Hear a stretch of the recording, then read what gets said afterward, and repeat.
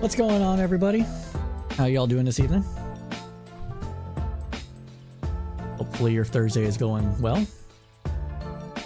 Get a little bit of time before we get started here. Need to do one thing really quick. Just open up the chat. Entertainment tab.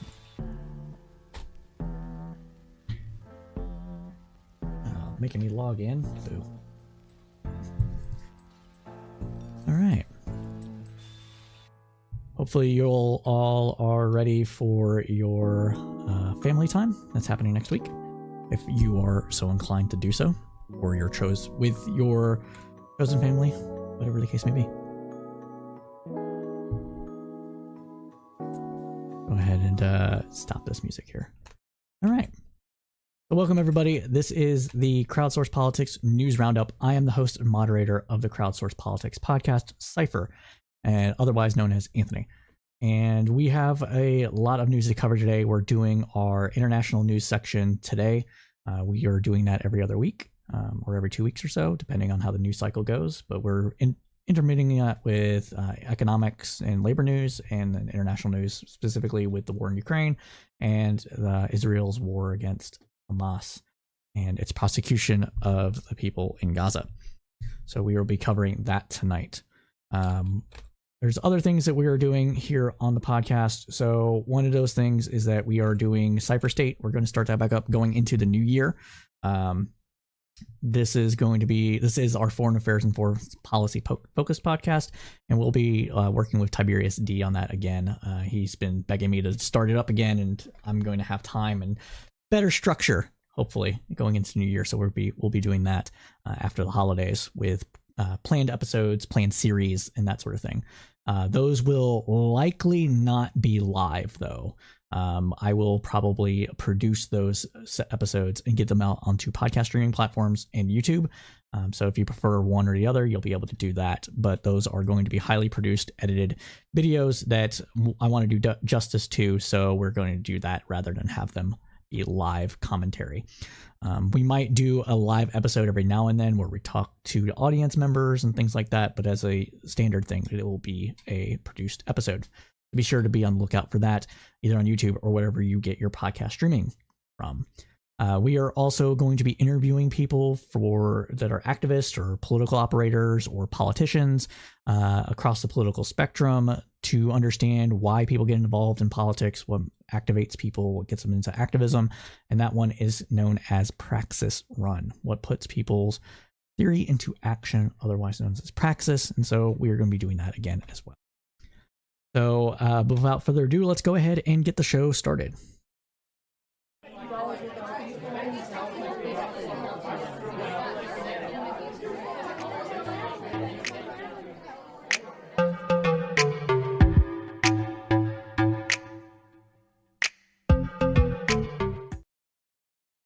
Greetings, everyone. Welcome back. Let's go ahead and get started with the news roundup. We begin tonight's update with updates on Russia's war in Ukraine on the 631st day of the war of fighting.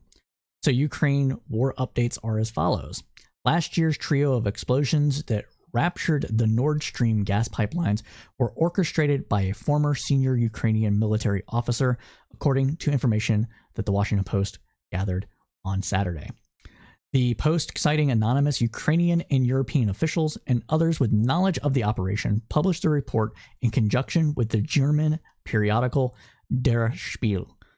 The former military officer, identified as Colonel Roman Chininsky, once had strong ties to the intelligence community.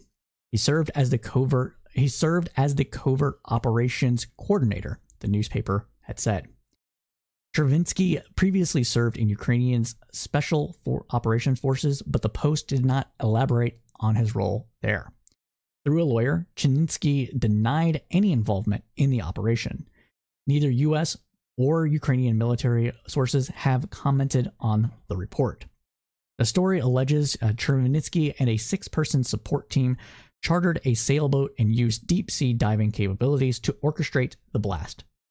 He was identified by the prosecutors as a former employee of Ukraine's main Directorate of Intelligence and the Security Services of Ukraine, as well as a former acting commander of one of the Ukrainian military special operations forces units. 3 separate explosions rocked the Swedish Nord Stream 1 and 2 natural gas pipelines on September 26 of 2022. An investigation later revealed traces of explosives at both rupture sites, pointing to sabotage as the primary cause. The report did not specify how the explosives were the report did not specify how the explosives were affixed, the lines, or who was behind their installation. The pipelines were not active at the time of the explosion, but were still filled with natural gas when authorities noticed a sharp drop in pressure.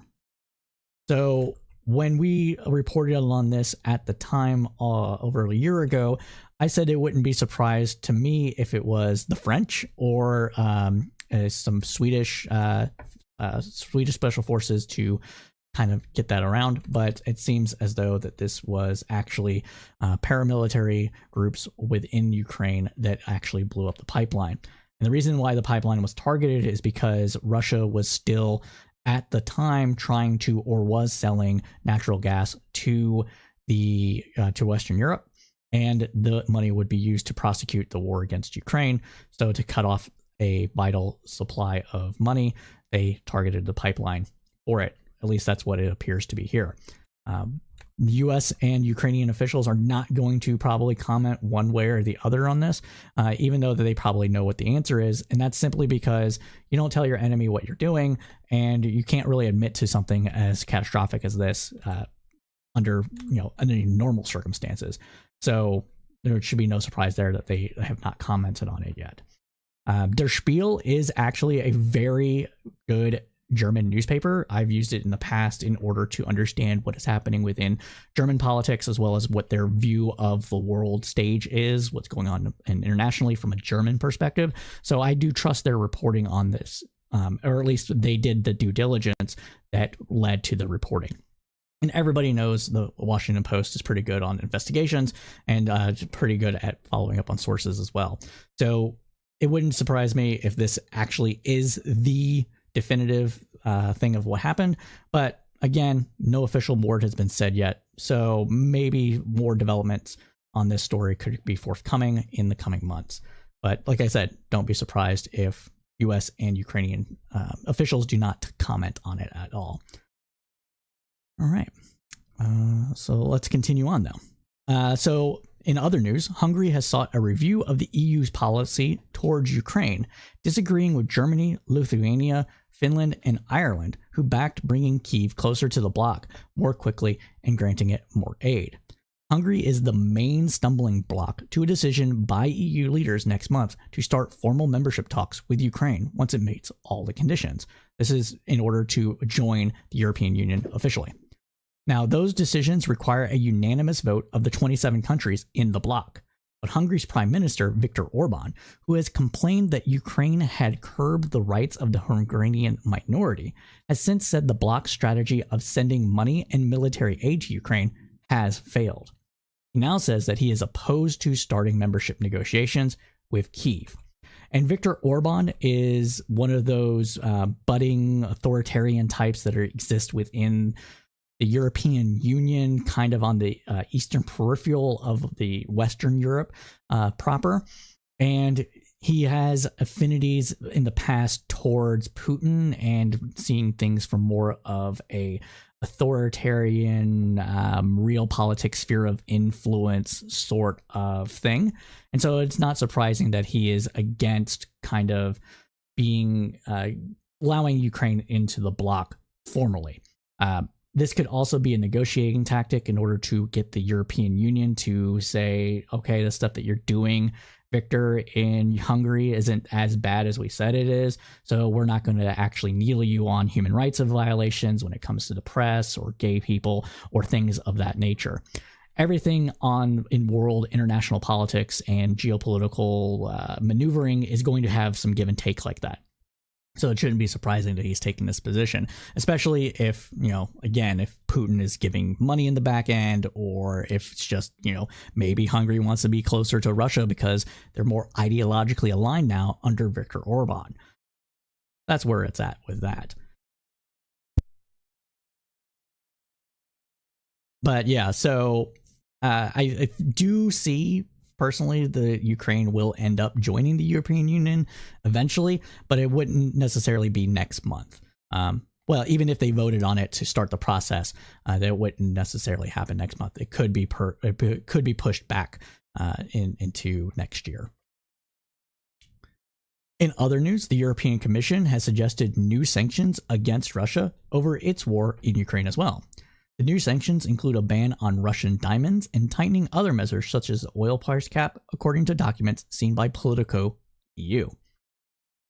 The most recent sanctions packages have been focused on measures to tackle sanction circumvention.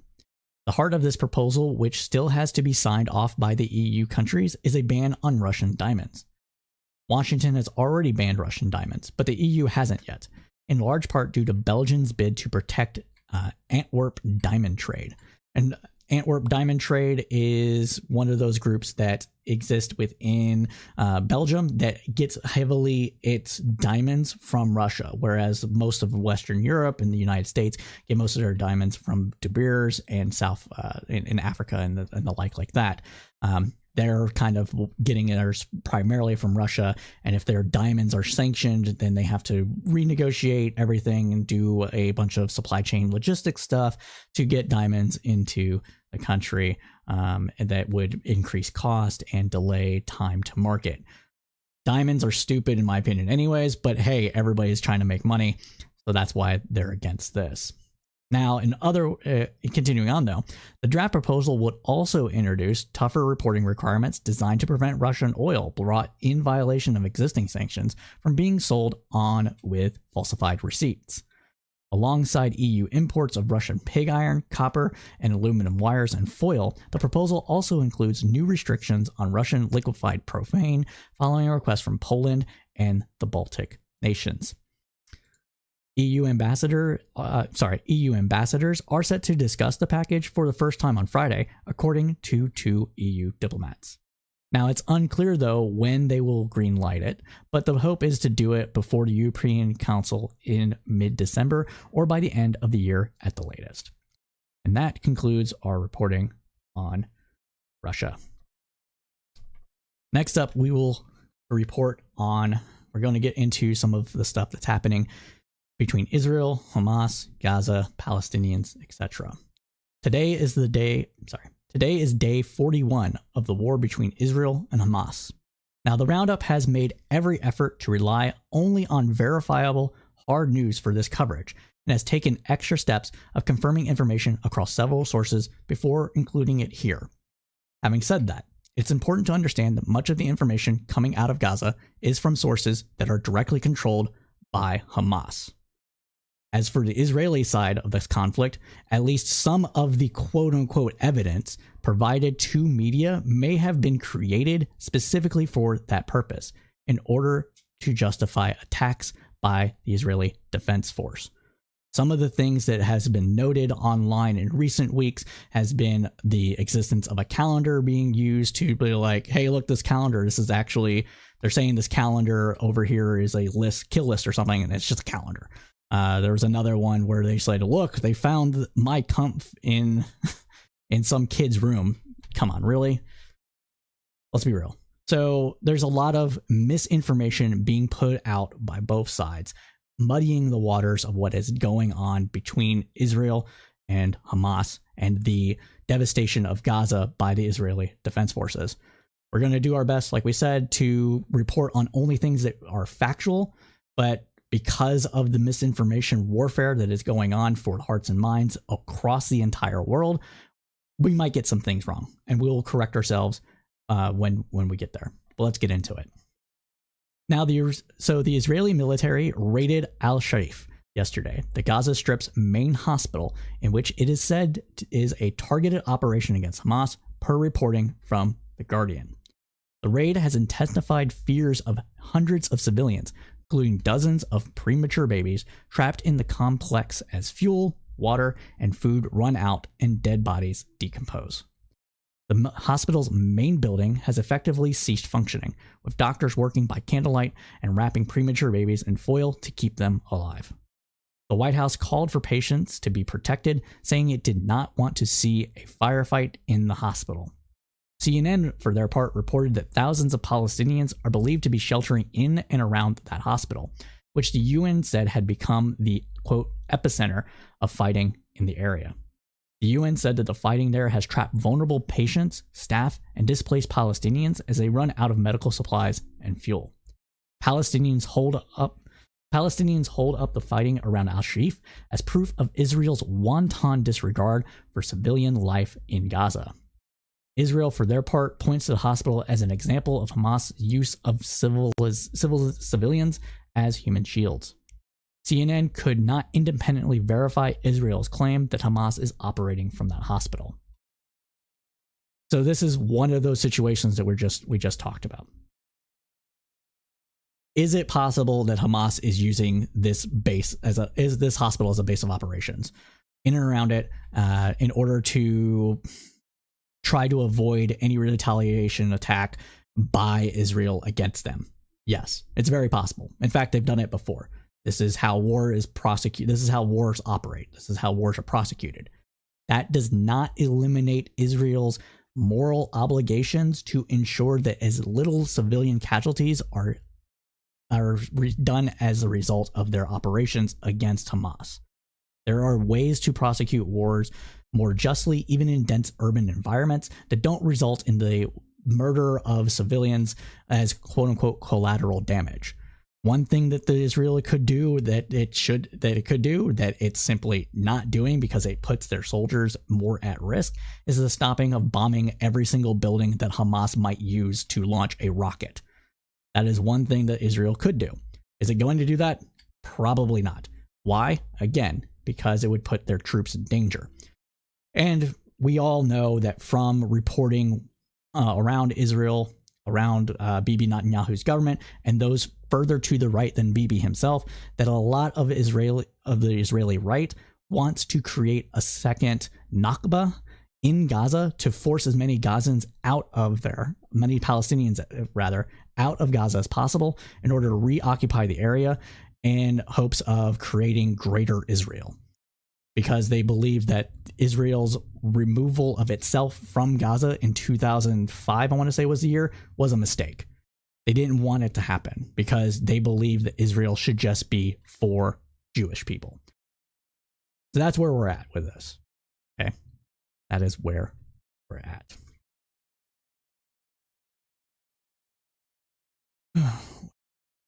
Hold on.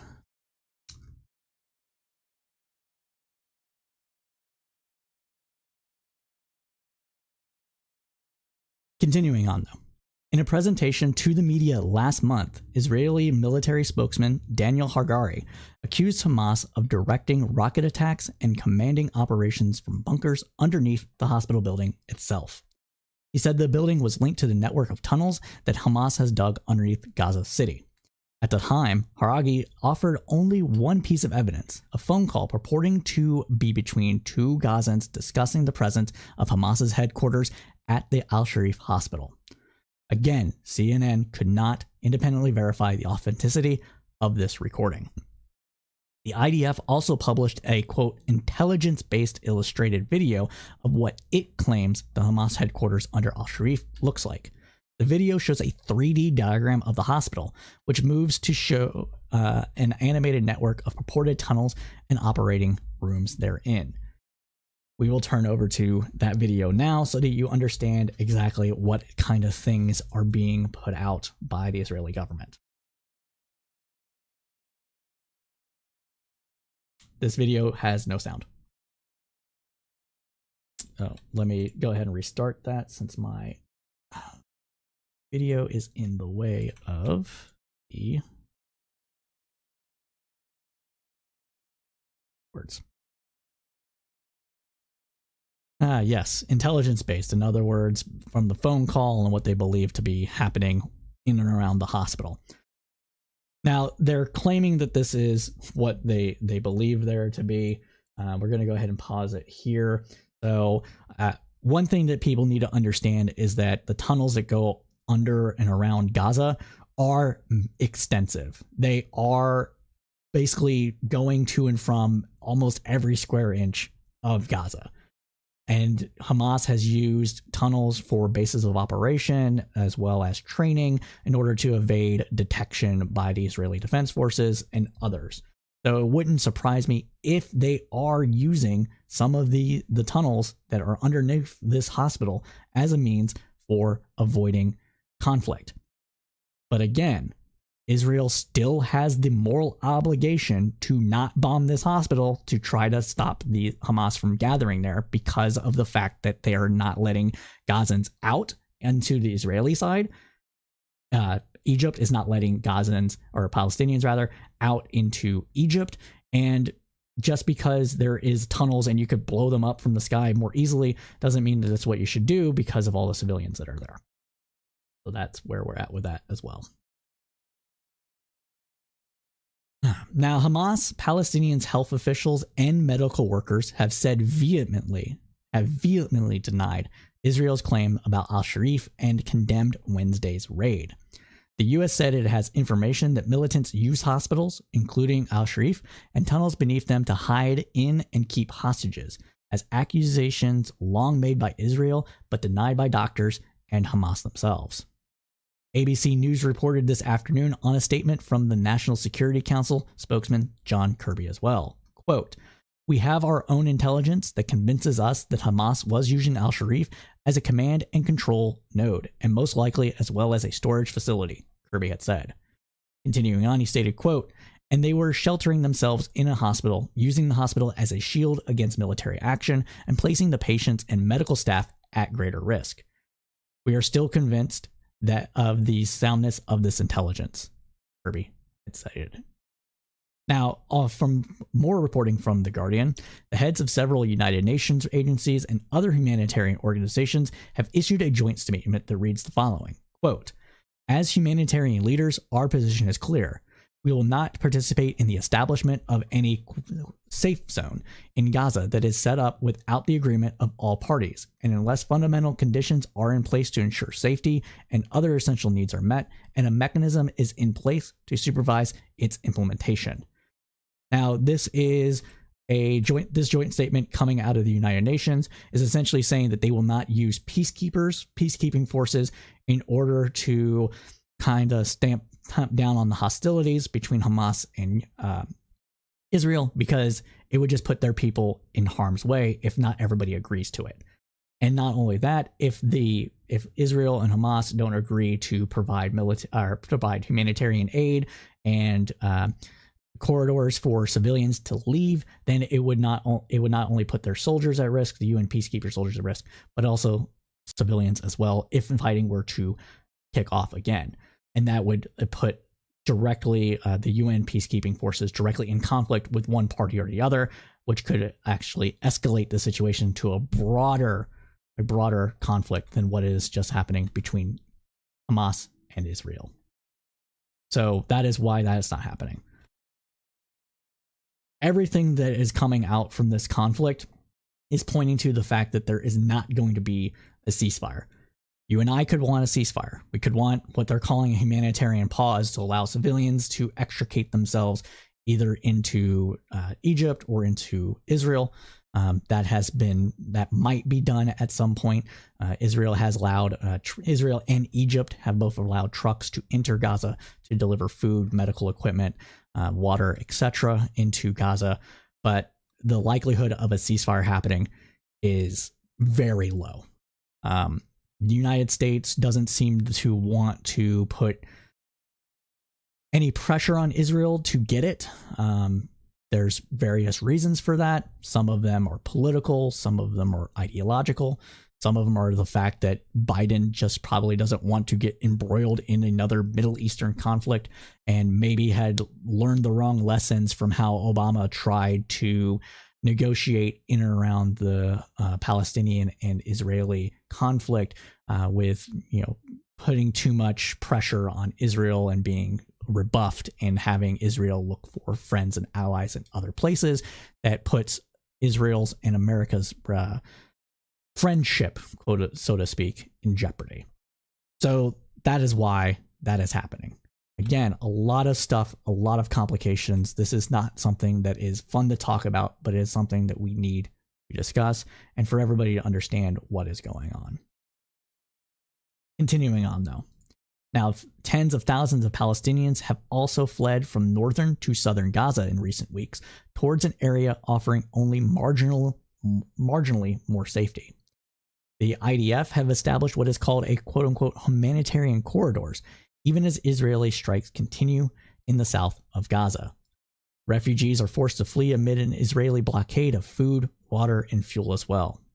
The joint statement on Thursday said proposals to unilaterally create a safe zone in Gaza risk creating harm for civilians, including large-scale loss of life, and must be rejected, adding, quote, no safe zone is truly safe when it is declared unilaterally or enforced by the presence of armed forces. Israel has said that it had agreed to allow some fuel into Gaza for humanitarian operations for the first time since the war erupted as well. This decision followed growing pressure from the aid groups and international leaders. More than 1.6 million people have been displaced in Gaza, and Palestinian health officials there say more than 11,200 have been killed. Israel, for their part, says 1,200 people were killed in the Hamas terror attack on October 7th, with 238 people still being held hostage in Gaza. In other words, the amount of people killed in Gaza is about 10 times more than the number of people Hamas had killed. And it should be noted here, and this is important, and it needs to be remembered by everybody that's trying to pay attention to this at all, that the vast majority of people in Gaza are under the age of 25. It's around 63% or so are under the age of 25, and of that and comparatively altogether, roughly 48% of people in Gaza are under the age of 18. We're talking a large portion of children are there. And everything that Israel is doing in Gaza is leading to the death of children. Urban warfare will lead to the death of civilians. But the amount of death that's happening here, specifically because Israel is prosecuting this war largely from the air and from artillery, is leading to more death than might otherwise have been done had they did some other form of military operation. If they would have allowed people to leave and enter Israel. All that stuff. We should be honest about that though, in that part of the reason why they're not going to let people into Israel isn't just because they don't like Palestinians, but it's also because of security risk. They started allowing people into Israel proper from Gaza, then that would allow potentially Hamas to infiltrate as well, hiding among the civilian population and then conducting attacks from behind the back lines. This is war, and we need to understand that. But that concludes this segment of the News Roundup. If you're just joining the News Roundup, welcome. We do this every Thursday for the rest of the year, except for holidays. So no News Roundup next week. Probably won't do that. Might do that on Sunday next week. I'll see. We'll see what the schedule is like. And we won't be doing it on the Thursday during Christmas. However, going into the new year, we will be doing this on Sundays. This will become a Sunday show. Gives us more time to prepare, gives us more time to edit things and everything like that. So we'll be doing it on Sundays afternoons, probably around 1 p.m. Eastern Standard Time. That's what we're going to do. We are also looking for a video editor. If you've been following our YouTube channel, you'll see that there hasn't been any videos posted in like 2-3 weeks. I've just been super busy, been preparing for debates, been busy with work, a bunch of other stuff. So I haven't been able to edit it. I'm looking for somebody to help me edit stuff. I am willing to pay you to help me edit things. You'll be editing mostly this podcast, this News Roundup, into bite-sized chunks, covering different sections that we want covered and pulled out from it every week. And if that is something that you are possibly interested in, please go ahead and hit me up, because I am willing to pay you for your services, and I will pay you market rate for your services. We will negotiate what that is, because it might be something different from you than what I have been finding out, but it will be above $15 an hour. So we'll talk about it. If you know anybody that likes to do video editing, that can do video editing, is looking for a side gig, please have them reach out to me. All right. But let's now move on to U.S. politics, starting with the House of Representatives. And there's some news from it. We're not going to get a shutdown coming this week, but we might still get one in a few months' time. Let's go ahead and get into it. Well, they finally did it. With the help of House Democrats, Republicans finally funded the government. For the moment, anyways. Reuters reported that the House passed a temporary spending bill on Tuesday that would avert a government shutdown with broad support from lawmakers in both parties. The 336 to 95 vote was a victory for House Speaker Mike Johnson of Louisiana, who faced down opposition from some of his fellow Republicans. 93 Republicans voted against the bill, while 2 Democrats withheld their support. The stopgap spending bill extends government funding at current levels into 2024. The bill is being referred to as a laddered continuing resolution, a somewhat novel approach that sets up 2 new deadlines. It extends funding for military construction, benefits, transportation, housing, urban development, agriculture, the Food and Drug Administration, and energy and water programs through January 19th. Funding for all other government operations, including defense, will expire on February 2nd. Theoretically, this gives lawmakers more time to craft the detailed spending bills that cover everything from military to scientific research. As we reported on the News Roundup last month, the previous speaker, California Republican Kevin McCarthy, lost the gavel in this same exact scenario. He passed a stopgap spending bill with the support of Democrat representatives, but hardline conservatives this time said they were not turning against Johnson. Quote, "We don't support it, but we support him," said Representative Bob Good. Other Republicans said it was better than the other options. Quote, "This isn't ideal," Republican Representative Mike Garcia said, "but a shutdown is far worse world to be in." Congress was in its 3rd fiscal standoff this year. It followed months-long spinning impasses over the more than 31 trillion in U.S. debt, which brought the federal government to the brink of default as well. The ongoing partisan gridlock led Moody's to lower its credit rating outlook on the U.S. to negative from stable, as it noted that high interest rates would continue to drive borrowing costs even higher. Notably, this legislation does not contain any funding to support Ukraine or Israel, and the House gavelled out of session early for its Thanksgiving break, so additional bills coming out will not happen. But is this the House? Now, that's fun, right? We have the government's funded for a few months. We have the ability to see if the Republicans can finally get their heads out of their asses and actually do some legislating finally. And maybe the government will stay funded and stay opened in through 2024, especially since it's an election year and no one wants to be the person holding the bag when shit hits the fan. So, but all this is coming to a head, and we're seeing more and more of that happen every day as representatives almost come to blows. Is this a fight club, or is this the House of Representatives? Let's get into it.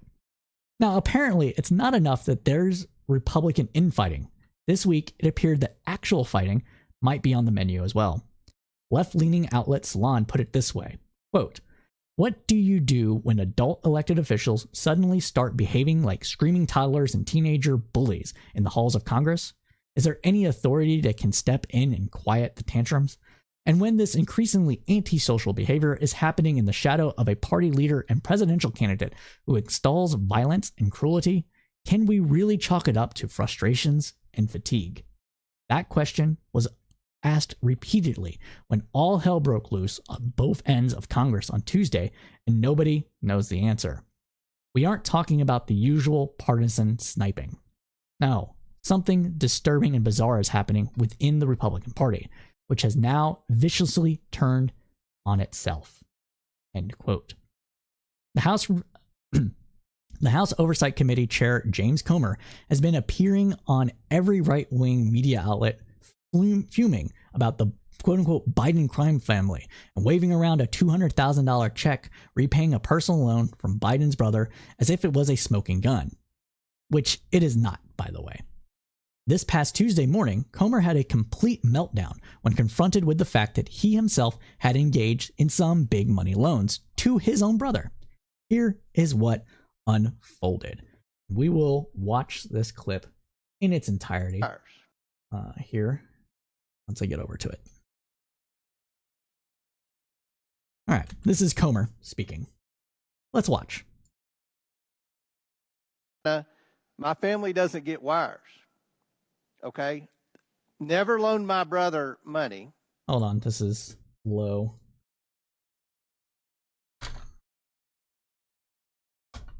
All right, let's watch. My family doesn't get wires, okay? Never loaned my brother money. Don't have an LLC.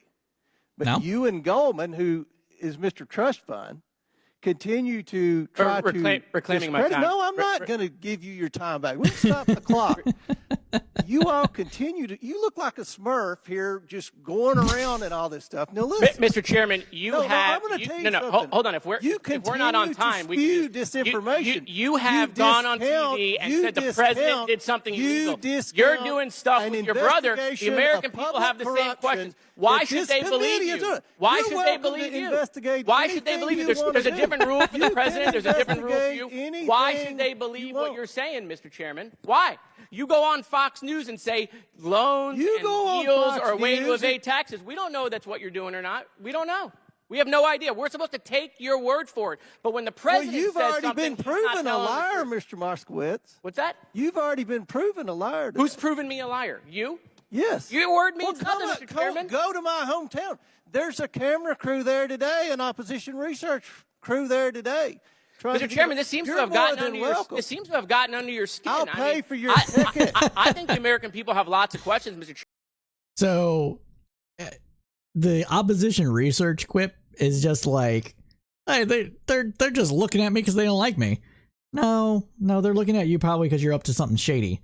Let's be real. Let's be real. Let's continue on though. Chairman, and perhaps you should sit maybe for a deposition. I will be happy. I will sit with Hunter Biden and Jim Biden, and we can go over our LLC. That'll be great. I'll make sure the ranking member is happy that you'll sit at a table. Mr. Chairman, I make a point of order that we should return to regular order for the benefit of the other members. The ranking member makes a good point. I'll reclaim my time, Mr. Chairman. I'll wrap it up quickly.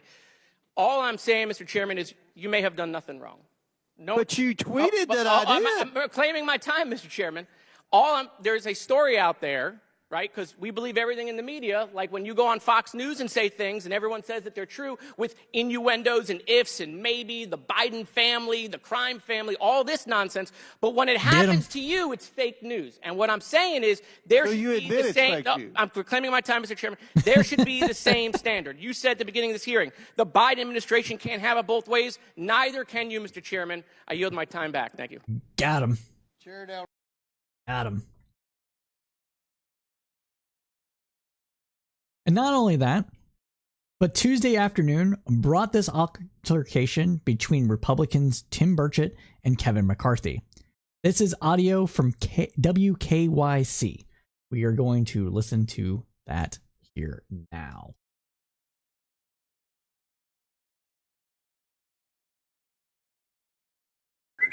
Okay, we're going to listen to it after the ad plays, because, of course, there's an ad. Gotta reload the web page. Live streaming, everybody. Live streaming. Pro streamer here.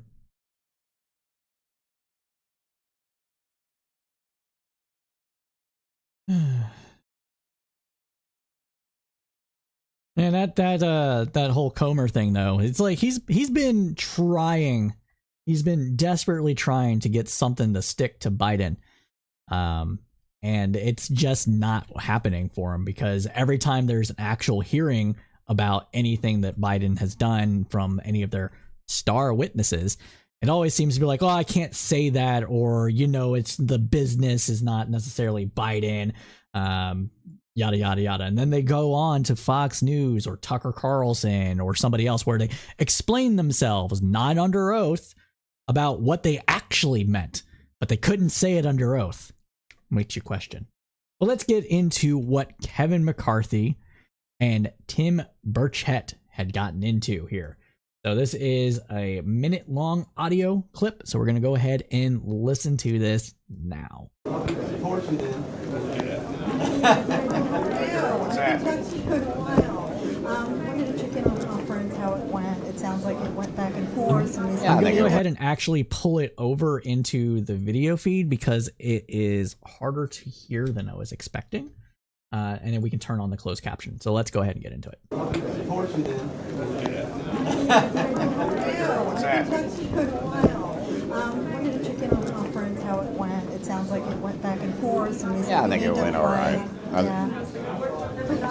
Sorry, Kevin. Didn't mean to elbow. Why'd you elbow me in the back, Kevin? I know, I felt so bad. Hey, Kevin, you got any guts? Jesus. Jerk. Has he done that before? No. Huh.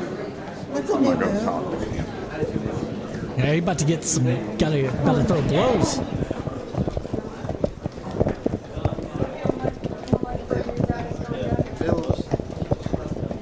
Hey, Kevin, why'd Try.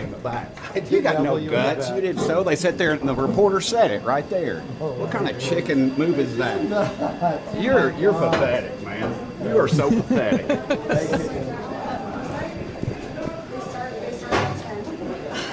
What a jerk. Wow. You need security, Kevin.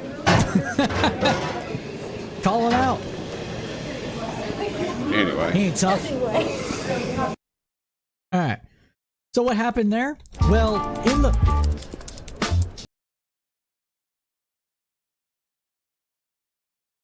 What happened there? Well, in the halls of Congress, Kevin McCarthy was not feeling like he was being taken seriously when the Tim Burchett was one of the 8 Republicans that led to Kevin McCarthy's ouster. And so apparently he elbowed him, or McCarthy elbowed Burchett in the kidneys with his in the kidneys. That's what happened. And this is what Kevin McCarthy had to say about that altercation as well. A reporter was interviewing Burchett or something. I guess our shoulders hit because Burchett runs up to me after. I didn't know what he was talking about. Some reporters asked me. I did not run and hit the guy. I did not kidney punch him. I did not shoot anything like that. You didn't shove him? No. We're walking through. You were at HC5, right? You guys line up along the way there.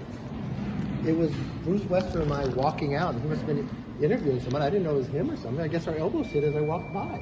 I didn't punch anybody. Did he run after you? No, yeah, well, I guess it happened because when I was walking back further, I don't know, somebody was interviewing me or talking to me, and he comes running up like, why'd you elbow me? I said, I don't know what you're talking about. I didn't even know something transpired. But reporters or witnesses said it looked like there was plenty of room for you to walk and that you intentionally hit him. There is, okay, not a place. Show me a reporter who saw that. Call Bruce Westerman. Okay, well, ask Bruce Westerman. No, I did not go. If I would hit somebody, they would know I hit him. Wow. He said he knew him. He said he was in pain. Yeah, Burchett claims that he got elbowed in the kidney and that it hurt for like a day after. And that if it wasn't for the fact that McCarthy had security, something might have happened. Or at least he implied that. He doesn't want to go to prison or anything over this, but he very much was like, what the fuck? And I don't know, do we believe Kevin here? I don't know. That looks like a genuine face of surprise, but maybe. You hit him so hard in the Come kidneys. on now. That's what he said. Okay, that's far from Congressman Kinzinger wrote that you pushed him twice while he was in Congress in When have Oh, I pushed him? Kinzinger said he was in the back railing once and you elbowed him and pushed You him. said And then Gates. Kinzinger. Oh, no, I don't know about Kinzinger. Congressman Gates, though, is filing or submitting a Wow. complaint to the ethics committee Oh, over good. this issue. Do you have any response to Congressman Gates?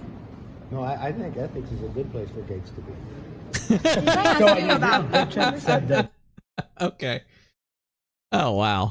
Oh, geez. There's still more. you're the kind of guy, this is his words, as a kid, would throw a rock and then go hide under his mom's skirt. That was his exact words. What's your response to That's that? not who I am.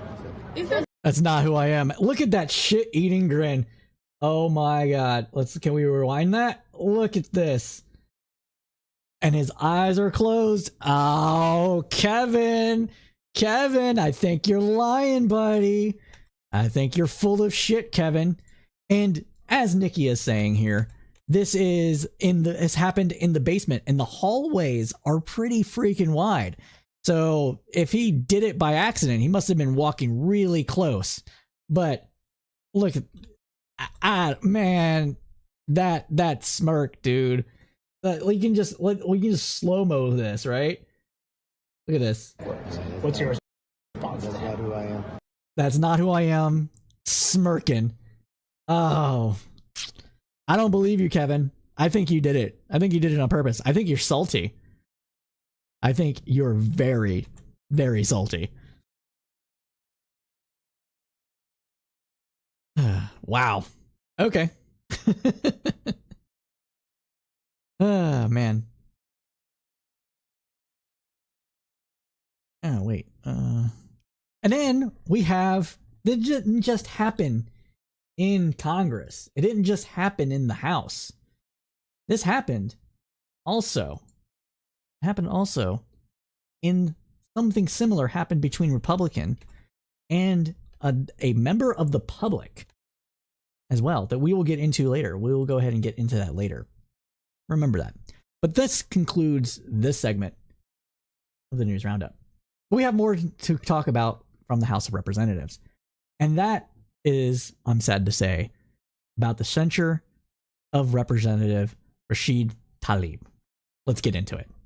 So the House of Representatives voted this month to censure Democratic Representative Rashid Tlaib. The tally was 234 yes votes to 188 no votes. This was the second time Tlaib faced a censure resolution over her criticism of Israel. Tlaib's critics pointed to her use of the phrase "from the river to the sea," which is considered by some as a call for ending Israel's existence. The White House condemned Tlaib for embracing the phrase, which is regarded by supporters of Israel as a rallying cry for the eradication of the country. Per reporting from the Associated Press, the Jordan River is a winding 200-mile-plus run of the eastern flank of Israel and the occupied West Bank.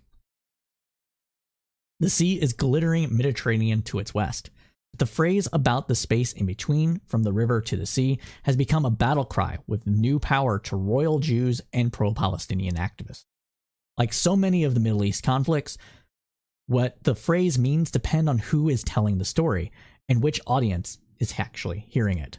Many Palestinian activists say that it's a call for peace and equality after 75 years of Israeli statehood and decades-long open-ended Israeli military rule over millions of Palestinians. Jews, on the other hand, hear a call demand for Israel's destruction. The story behind the phrase is much larger and reaches across decades. In the months before and during the 1948 war, an estimated 700,000 Palestinians fled or were expelled from what is now Israel. Many expected to return. Israel captured the West Bank along with Gaza and East Jerusalem in the 1967 war. And in 2005, Israel withdrew from Gaza.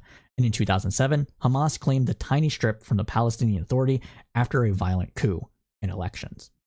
And in the wake of Hamas's killing of civilians on October 7th, they're not buying that the chant is merely anti-Israel. Backed by groups such as the Anti-Defamation League, they say it's inherently anti-Jewish. Quote, "No one can say that in the eyes of Hamas, a hatred of Israel does not mean a hatred of all Jews," said a London resident. Continuing on, they stated, quote, "The slogans and placards are chants calling for the eradication of Israel, and indeed, all Jews have clearly shown this." But Representative Tlaib cautioned that conflating anti-Israel sentiment with anti-Semitism is, quote, silences diverse voices. But Rashid Tlaib, I got tongue-tied there for it. But Representative Tlaib cautioned that conflating anti-Israel sentiment with anti-Semitism is going to, quote, silence diverse voices speaking up for human rights. She continued, quote, "From the river to the sea is an aspirational call for freedom, human rights, and peaceful coexistence, not death, destruction, or hate."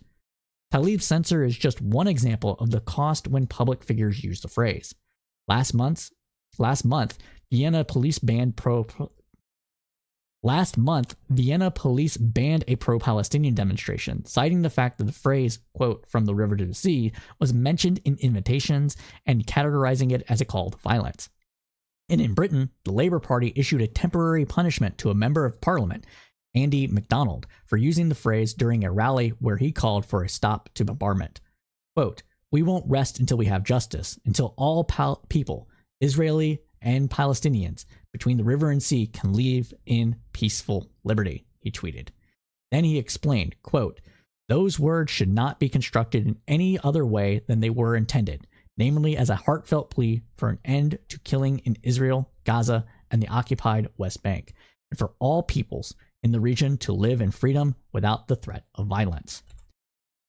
One thing that should be noted here as well is that the phrase did originally mean for all of Israel to be all Palestine, and for the expulsion of quote-unquote colonizing Jews from Israel. Due to various different things that have happened over the last 70 years or so, the phrase has come to mean something different among Western liberal circles than it was originally intended.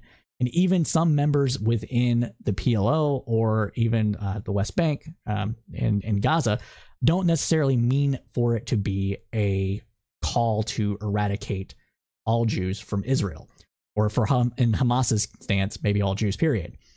But that doesn't mean that the history of it can be completely separated from that phrase. So I do not advise anybody that is trying to be nuanced, that is trying to actually bring awareness to this, to use the phrase, because it is really going to be taken differently depending on who is hearing it and how it is said. When the person that we just quoted, the Andy MacDonald, said it, this was not the same phrase. He's explicitly saying Israelis and Palestinians between the river and the sea can live in peaceful liberty. So if saying it something like that makes it more nuanced and should make it clearer that you are not trying to be anti-Semitic, you're not trying to be anti-Israel's existence in totality. So I think that's probably something we in the West probably maybe shouldn't say all that much.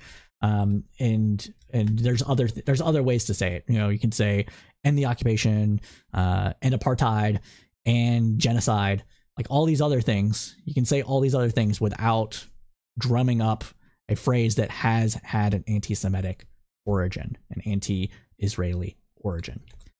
But with that concludes this segment of the News Roundup. Now let's move on to news coming out of the Senate. And they have passed some funding bills. Let's get into it. So according to reporting from The Guardian and NBC News, the U.S. Senate took the risk of impending partial government shutdown off the table late yesterday as it passed a stopgap spending bill. The vote was 87-11. The bill was sent to Joe Biden to sign into law before a weekend deadline.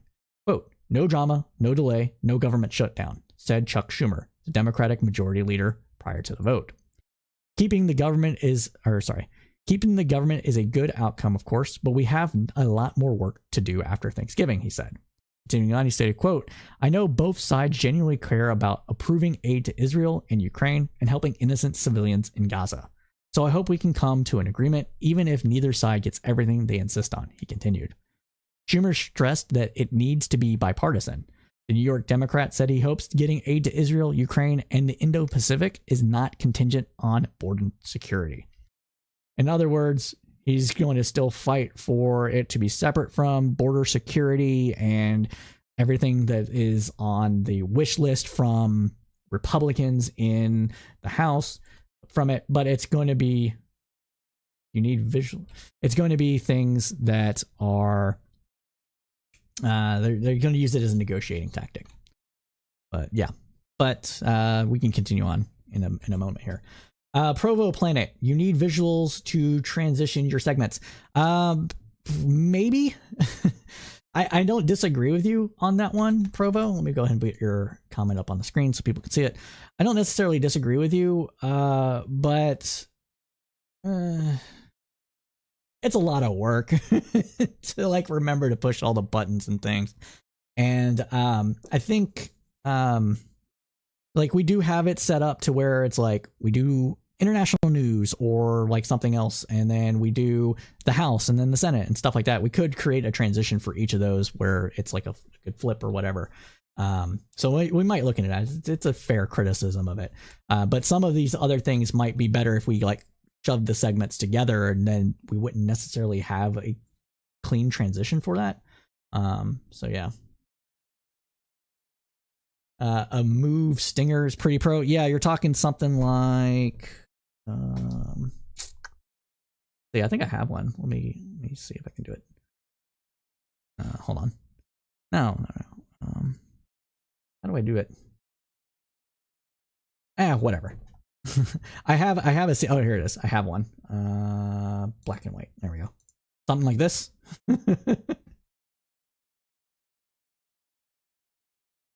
But yeah, I know that we can do it. So it's a fair thing. Oh, Seattle, yeah, it's a fair thing. I'll talk to you about it. You know your stuff on this. I'll hit you up. Do want to get the production value up a bit, but yeah, there's only so much I can do.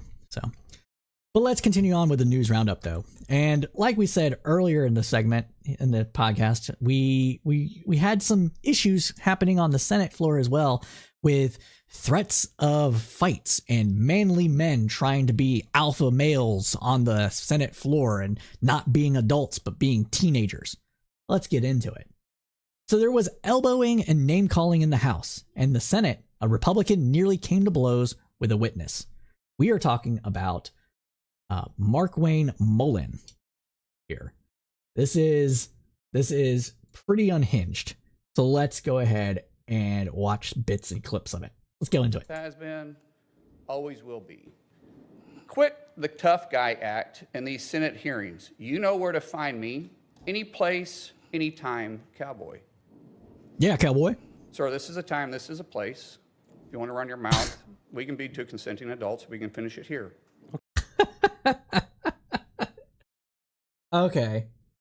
So, first of all, no one's gonna fight like on camera in the halls of the Senate, where you're gonna get arrested by like Secret Service and Capitol Police. That's stupid. You can't consent to an ass beating. Be real, dude. But the response though is beautiful. Okay, that's fine. Perfect. You want to do it now? I'd love to do it right now. Well, stand your butt up then. You stand your butt up. Oh, hold on. Big guy. Oh, stop it. Is that your solution every Hold it. No, sit down. Sit down. Look at you. You know, you're a United States. You're a clown. You're a clown. And then Senator, Sanders, active. poor Okay. Sanders. Sit down, please. All right. Can I respond, Mr. Chairman? Hold it. If we can't, no, This is I have what the he mic. said. I'm sorry. This is Hold what it. he said. You'll have your time. Okay. Can I respond? Oh, no, you can't. This is a hearing. And God knows the American people have enough contempt for Congress. Let's not I don't make like it worse. thugs and bullies. You have, And that's you what- have I don't the like right- you, because you Hold just it. described yourself.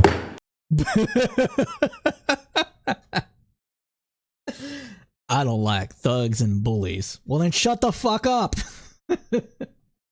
And then, oh, poor Sanders, man. He can't stop this fight. I mean, he's stopping it, but you know what I mean. Like, if it were to actually come to it, he's old, man. But I think Sanders is actually a little bit wrong here. I think maybe people would have a bit less contempt from Congress if somebody got their fucking ass beat live on TV for being a shithead. That's beautiful. Hold it. You have the mic. You have time. All right. Make your statement. Then let's do this, because I did challenge you and I accepted your challenge, and you went quiet. No, I didn't go quiet. Hold on. No, You challenged me to a cage match, No, acting like a sir. 12-year-old schoolyard Hold it. bully. Excuse me. Hold on. Hold Heck yeah, acting like a schoolyard bully. Now Sanders, like we've seen, did his darndest to try to stop it. Let's watch some bit more here. Let's skip forward here a bit and get into some more. Charges. Mr. O'Brien, do you want to respond to Yeah, go the ahead, question? please. Yeah, I mean, look, the reality of it is, Accept my challenge, tough Mr. guy. Mullen, tough guy. Hold it. Answer the questions. All right, y'all won. He Please. made a lot of statements, right? and his statements are fiction at best. Fiction, I read them. Can you answer? What? Oh, answer the question, please. I can't understand him, to be honest with you. He rambles so much. What was your question, actually? Well, you said I made a lot of statements. No, but what's your question? I don't understand your question. Could you repeat it? You said anytime, any place. What's your question? Accept the challenge. What challenge? You said anytime, any place. I'm accepting yours, so why don't you come What back? challenge? What challenge are you talking April about? 30th. How about we do it for a charity at the Charity. Smoking Guns in Tulsa, Oklahoma? No, we're not going to be what was the talking about challenge? physical What are you talking about? confrontations here. You want to fight me? What'd you say about anytime, any place? Let's have coffee, discuss our differences. Yeah, that's right, exactly. All right, well, let's sit and have coffee. Let's do it. I'd love to. But do it. It's the, funny how you're backing out. okay, I don't back on anything. You did. You're the one. You're a 100. Senator- Should be the most influential people in this country making changes. Senator You're Hassan- focused on. Okay, You're thank focused you. on Thank debate you. that's not Fine. even relevant. Keep texting You're an Senator, embarrassment. You're an Yeah, an embarrassment is right. Oh, I did not mean to do that. That's fine. We'll do the cut next time. But yes, an embarrassment. Absolute fucking shit show, right? And it didn't stop there. It didn't stop in the halls of Congress. Senator Sanders, as much as he tried to make it right, just couldn't stop this fight from continuing on.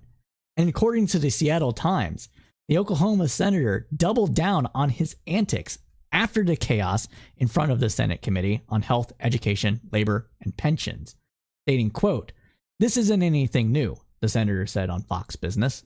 Andrew Jackson challenged 9 people to a duel when he was president, and he also knocked one guy out at the White House dinner. There has been caning before in the Senate too. Maybe we should bring some of that back, Mullen added. Quote, continuing on, he stated, quote, "Keep people from thinking they're so tough and make us sit at a table and we can actually work out our differences without poking at each other and want to run to cameras and call people names." My guy. This is the time and a place, dude. Time and a place. You're supposed to have respect on the halls of the Senate. You're supposed to have respect for the American people. You shouldn't be doing this. You should not be doing it. Like, I would pay, don't get me wrong, I would pay good money to watch, to watch, what was his name? I'm sorry.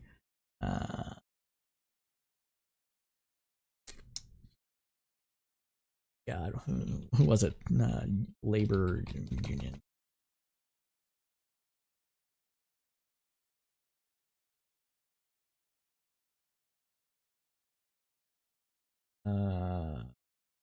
Yeah, Teamster President.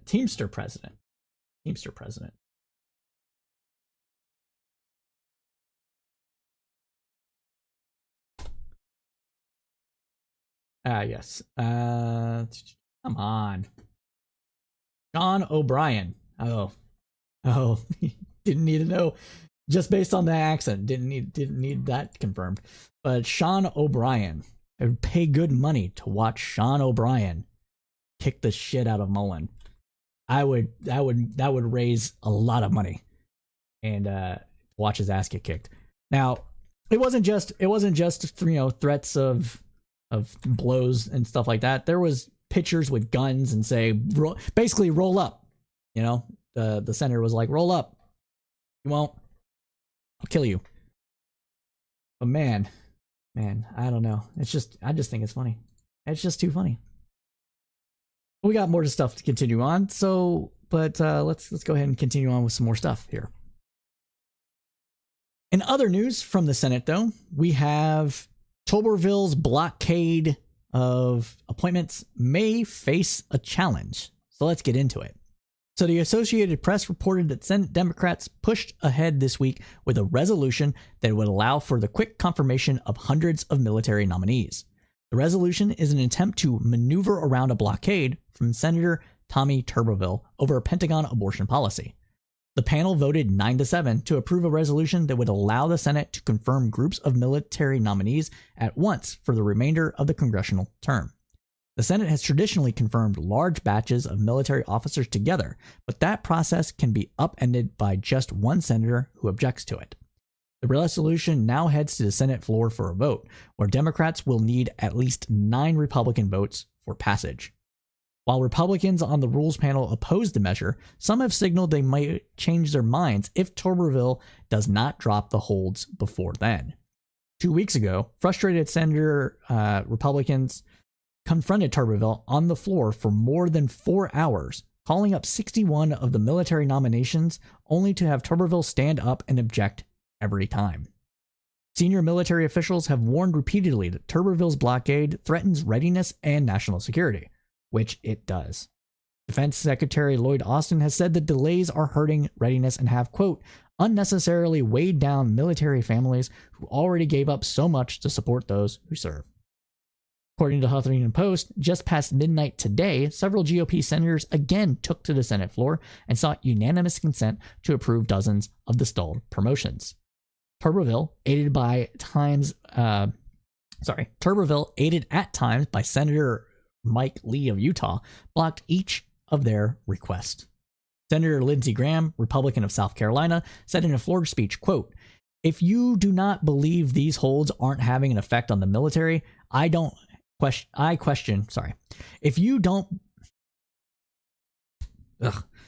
Lindsey Graham, Republican of South Carolina, said in a floor speech, quote, if you do not believe these holds aren't having an effect on the military, I don't question your sincerity. I question your judgment. If this continues, this is one of the worst self-inflicted wounds in 20 years. We're taking the military and throwing it in a ditch, end quote. A lot of double negatives. That's why I was getting so wound up on that one. But they're not wrong. He's not wrong. The appointments, there can be acting heads, but acting heads don't have the same authority. They don't have the same rapport with counterparts in other countries. If they're an acting head, they can be removed pretty much at will, and so there's an issue of that as well with the fact that it is not a continuous chain of command. There's all sorts of issues with this. Is it impacting military readiness as much as people are saying? Maybe not quite, but it's something that just shouldn't happen. This is this is just frankly unreasonable, and it is impacting military readiness to at least some large degree. So there is that. But that, my friends, concludes this segment of the News Roundup.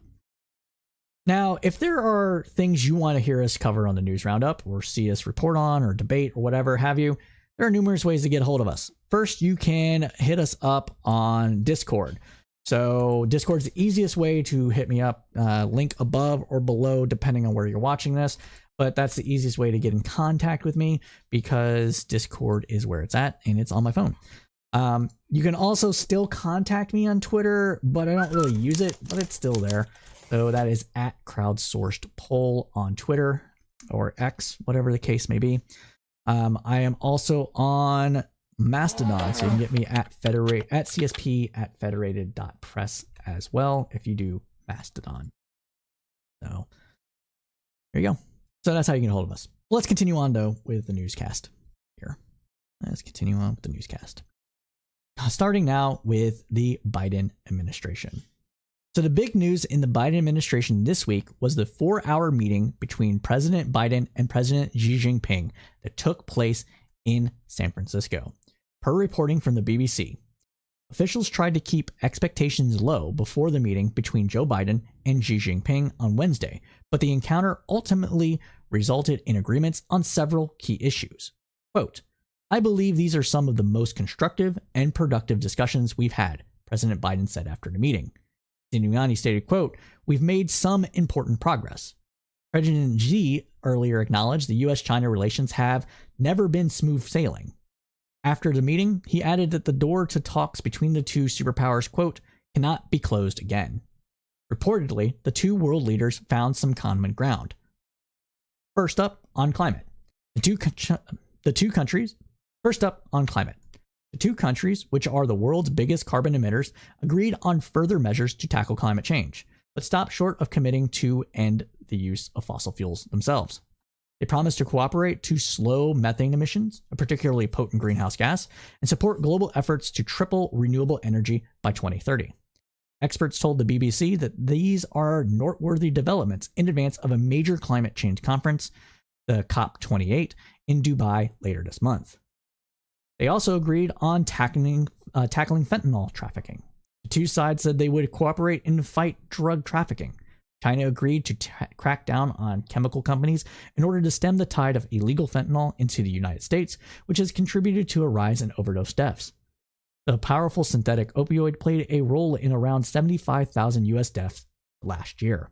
Chinese manufacturing companies are a source not only of the drug itself, but of the precursor chemicals that can be combined to manufacture it. Vanda Brown, an expert international organized crime at the Brookings Institute, said the agreement was, quote, a diplomatic and political statement, but its real impact is still a question mark. He stated, quote, it remains to be seen how China will go after these companies, she said. Will it go after them, after 3 of them, 5 of them, 50? The question is still in the air. She also said, she believes China will probably continue to use counter-narcotic cooperation as a bargaining chip and an instrument of conducting broader diplomacy. It should be noted here as well that the precursors for the drugs themselves are actually where most of is being exported into places like Central and South America, and the cartels are using the precursors to make the drugs themselves because the combining of the chemicals with coca and other things like that can produce fentanyl quite easily. You don't need the actual giant laboratories to produce the drugs, and they are able to produce it themselves. So tamping down on the precursors is why that is being done. They've also agreed for resuming military communications. So the two countries agreed to resume military-to-military communication. This is a step that was high on America's wish list. The military links were cut by China last year after then House Speaker Nancy Pelosi visited Taiwan. Relations deteriorated further after a suspected Chinese spy balloon floated across the continental U.S. earlier this year before being shot down over the Atlantic Ocean. The two presidents also substantial discussions about Taiwan on Wednesday. Xi told American counterpart that he should, quote, stop arming Taiwan and that China's reunification with the island was unstoppable, according to the China's foreign ministry. A senior U.S. official told reporters that the American approach to the issue would not change. Talks will continue as well. While there were several specific points of agreement, the mere fact that a meeting happened and that Biden and Xi shook hands is a positive sign in and of itself. Having two of the most powerful presidents in the world speaking to each other is a diplomatic achievement in and of itself. If they can agree to keep in touch, then that alone would be considered a success from this. As the meeting began, Biden told Xi, quote, I value our conversations because I think it's paramount that you and I understand each other clearly, leader to leader, with no misconceptions or miscommunications. The Chinese leader agreed, saying, quote, conflict and confrontation has unbearable consequences for both sides. And finally, pandas are envoys of friendship. After the meeting, Xi hinted that Beijing is open to sending more pandas to the US zoos. China, where the cuddly bears are seen as a national treasure, has for decades used so-called panda diplomacy to help foster relationships with other countries. Quote, pandas have long been envoys of friendship between Chinese and American peoples, President Xi said to audience of business leaders at a dinner on Wednesday night. After 23 years at the National Zoo in Washington, D.C., 3 giant pandas were returned to China just this past month. The Atlanta Zoo bears, the only 4 left in the country, will go back at the start of 2024.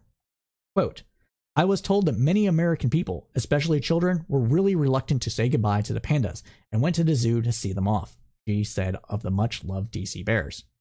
The Chinese leader said Beijing was ready to continue its cooperation with the U.S. on panda conservation, and while he didn't offer a timeline, he suggested the bears could be sent to San Diego Zoo as well.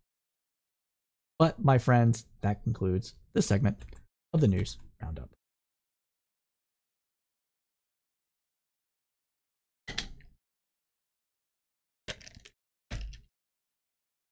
All right, let's get on with some Scody. Can I just hit transition?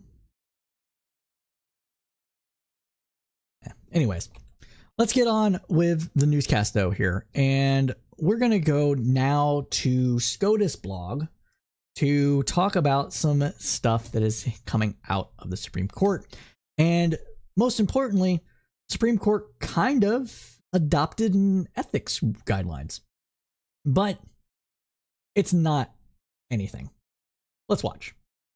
For the first time, after public pressure and reports of justices failing to disclose luxury travel, the Supreme Court has issued a code of conduct. They say to, quote, dispel the, quote, misunderstanding that the justices regard themselves as unrestricted by any ethics rules. Yeah, misconception. It says and what it doesn't say. Notably, there's no real enforcement mechanism, meaning we don't really know what happens if a justice violates this code or who is responsible for doing something about that. Well, that's because they're not accountable to anybody. This is a dog and pony show to give people that aren't paying too much attention the ability to see Supreme Court adopts ethics rules and leave it at that. So that maybe it can restore just a modicum of trust in the institution. But without any checks or balances or enforcement mechanisms on it, it is really kind of pointless. People that are left to regulate themselves when it comes to positions of power rarely do so. Or if they do, someone comes along and just messes it all up for everybody else. So we really need to have a code of conduct, a code of ethics that is imposed upon the courts by Congress and enforced by somebody else. It is what it is. That's how you have a balance of powers in the United States, and that's what should happen. But they're trying to avoid that. Why? Probably because they're powerful and they don't want to give up any. But let's let her continue. Let's start with disqualification. A justice is required to recuse himself or herself if their impartiality might reasonably be questioned. And that's where an unbiased or reasonable person who is aware of all the relevant circumstances would doubt that the justice could fairly discharge their duty. Yeah, the reasonable standard is something that happens very often within legal frameworks. And it's essentially saying, hey, can we get like 5 people to agree that this is not reasonable? Sure. Okay, then it's probably not reasonable. It's essentially what it boils down to.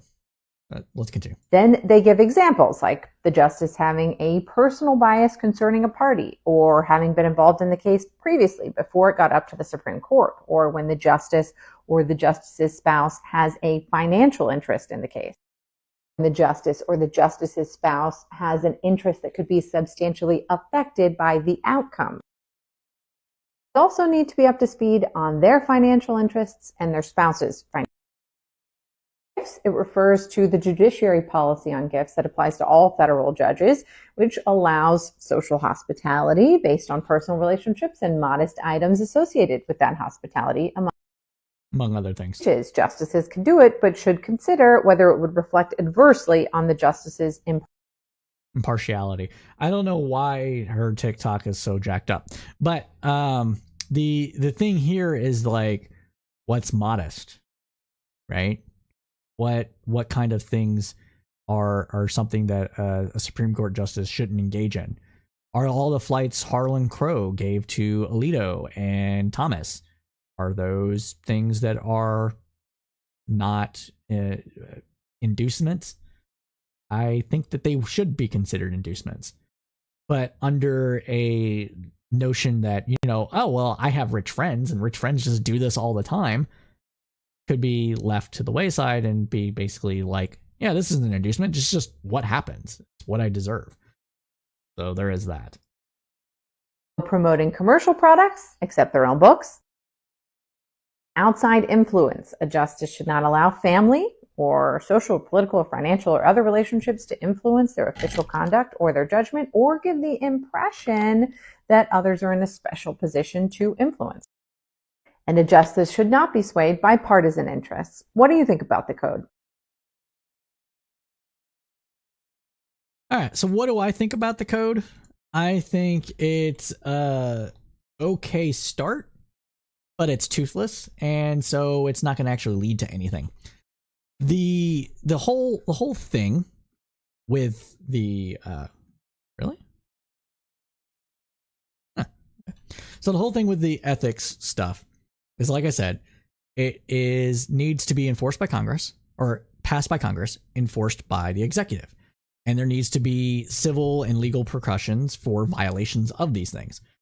Is Justice Clarence Thomas' wife being heavily involved in political activism going to influence his positions on anything that might become before the court in dealing with Trump or his associates? I think a reasonable person would say yes. If he recuses himself and then we have a 4-4 split on the court, that's better than him not recusing himself. But is he going to actually recuse himself? Probably not. He hadn't before. Why should we expect him to do so again?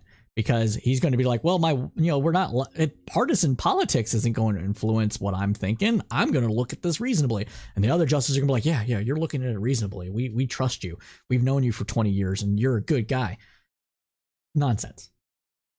This should be something that Congress can censure the justices over. And honestly, if it comes down to it, maybe they should just nullify some of the stuff. They should just nullify the court's ability to review a particular thing that's happening because of those conflicts of interest. That's another possible way.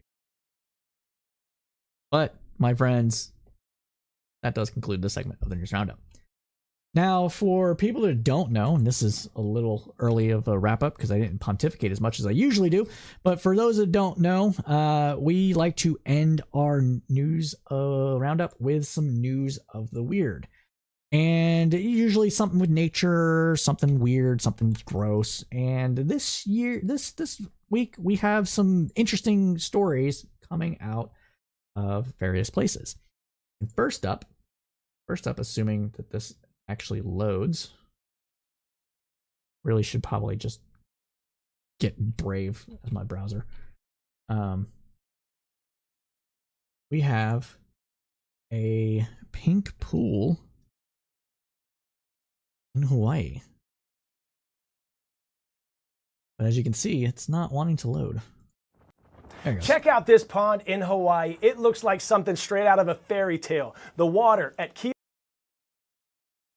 Kealia Pond National Wildlife Refuge has been this magnificent shade of magenta since at least October 30th. Why? Good question. An elaborate prank, a Barbie pool party, maybe, but more likely, water samples suggest that the cause is halobacteria, organisms that thrive in hypersaline or very salty waters. These halobacteria are also found in places like the Dead Sea in the Middle East, and the Great Salt Lake in Utah. This particular pond's salt level has skyrocketed well beyond normal because of Maui's extreme drought.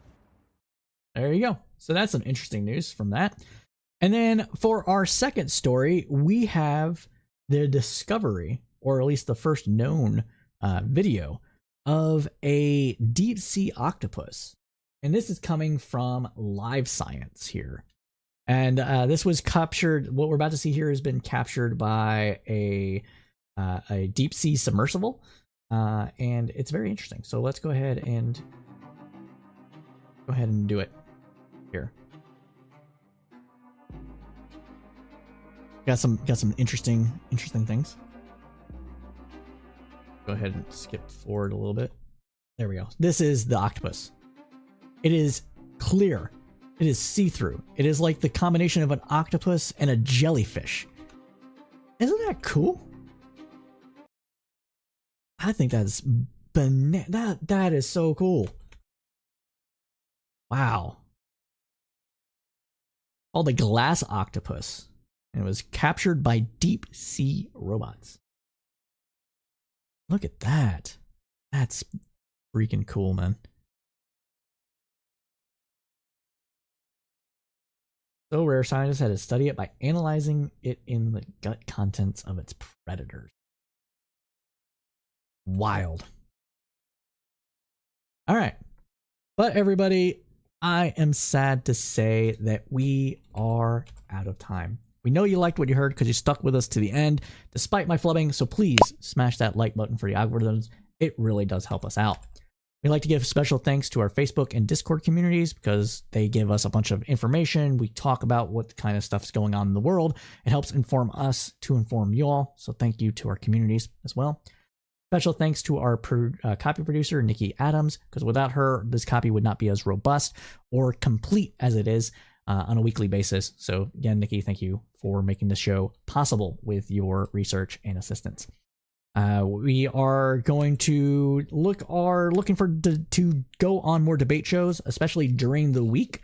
Especially when it comes to the new year, with the show going to Sundays, that will open up Thursdays for mostly to go on different shows. But I will prefer to be notified a week ahead of time. So if you want to shout out, if you want to come debate me or to have me come on your show or whatever the case may be, please hit me up. Again, Discord is the easiest way to do that on there.